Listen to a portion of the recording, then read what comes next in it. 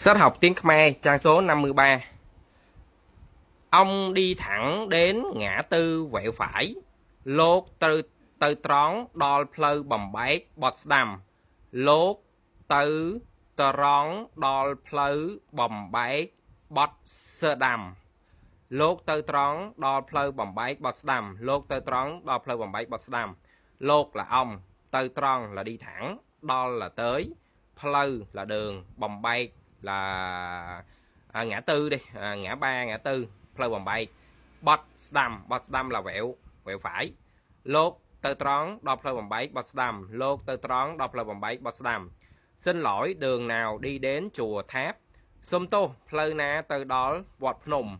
Sum tô pleu na từ đó Wat Phnom. Ở trung tâm Phnom Penh có một cái chùa gọi là chùa Tháp. Nó là hồi xưa nó là một cái núi, giống như một cái gò đất, sau đó nó thành lại một cái núi.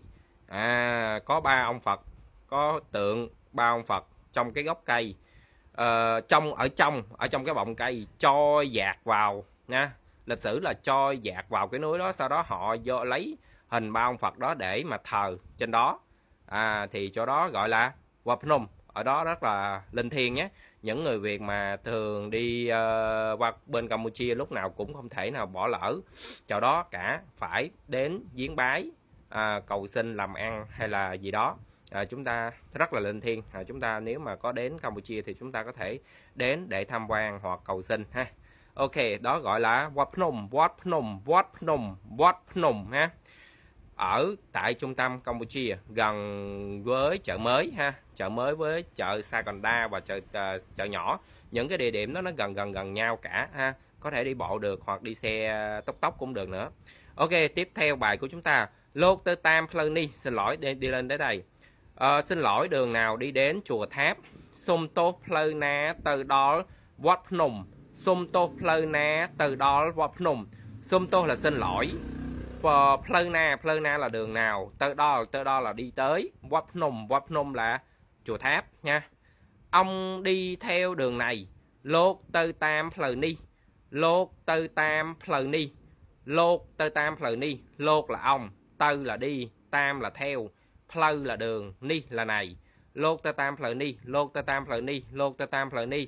Xin lỗi, từ đây đến sân vận động có xa không? Sum tô pì ní từ đó cây la than ngày tế. Sum tô pì ní từ đó cây la than ngày tế. Sum tô xin lỗi, pì ní từ đây, từ đó đi đến hoặc đi tới, cây la than là sân vận động, ngày tế là xa, tê là không, ngày tế xa không, hay là ngày ọt cũng là xa không.